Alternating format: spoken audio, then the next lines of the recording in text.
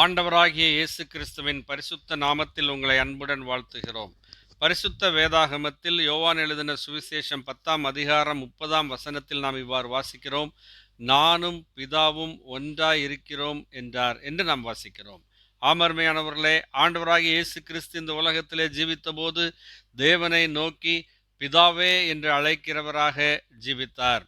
பிதாவை நோக்கி ஜெபிக்கிறவராக இருந்தார்.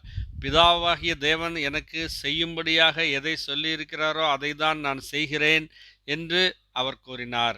பிதாவாகிய தேவன் எனக்கு எந்த வார்த்தைகளை தந்திருக்கிறாரோ அந்த வார்த்தைகளையே, வசனங்களையே உங்களுக்கு நான் போதிக்கிறேன் என்று சொன்னார்.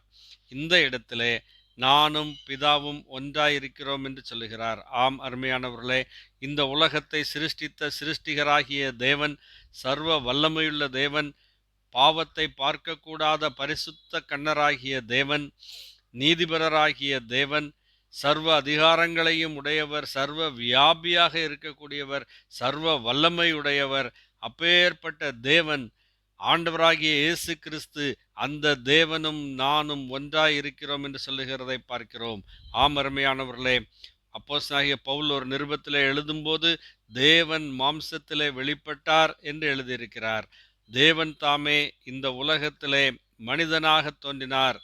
33.5 வருஷம் இந்த உலகத்திலே ஜீவித்தார். ஜீவித்த அந்த கடைசி 3.5 வருஷங்களிலே கூட தாம் தேவன் என்பதை அவர் நிரூபித்து காட்டினார். காற்றும் கடலும் அவருக்கு கீழ்ப்படிந்தது. செத்துப்போனவனை உயிரோடு எழுப்பினார். 4 நாளாயிருந்த லாசருவையும் அவர் உயிரோடு எழுப்பினார். அநேக அற்புதங்களையும் அடையாளங்களையும் செய்து தாம் தேவன் என்பதை நிரூபித்து ஆண்டவராகிய இயேசு கிறிஸ்து கடைசியிலே தம்மை தாமே கல்வாரி சிலுவையிலே பலியாக ஒப்பு கொடுத்தார்.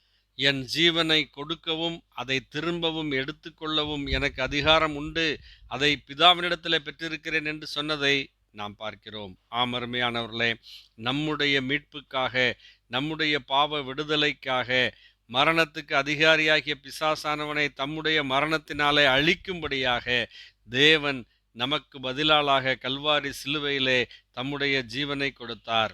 அவரை விசுவாசித்து ஏற்றுக்கொள்ளுகிற எல்லாருக்கும் பாவ மன்னிப்பு இலவசமாய் அருளப்படுகிறது. தேவன் தம்முடைய ஒரே பேரான குமாரனை விசுவாசிக்கிறவன் எவனோ அவன் கெட்டுப்போகாமல் நித்திய ஜீவனை அடையும்படிக்கு அவரை தந்தருளி இவ்வளவாய் உலகத்தில் அன்பு கூர்ந்தார் என்று ஆண்டவராய் இயேசு கிறிஸ்து சொல்லியிருக்கிறார். அருமையானவர்களை, விசுவாசிக்கிறவர்கள் கெட்டுப்போவதில்லை, அவர்கள் நரகத்தின் தண்டனைக்கு போவதில்லை, அவர்கள் நித்திய ஜீவனை பெற்றுக்கொள்வார்கள். இந்த பெரிதான பாக்கியத்தை நீங்களும் பெற்றுக்கொள்ள வேண்டும் என்பதே உங்களுக்காக நாங்கள் தேவனிடம் செய்யும் பிரார்த்தனையாயிருக்கிறது. ஆமேன். நன்றி.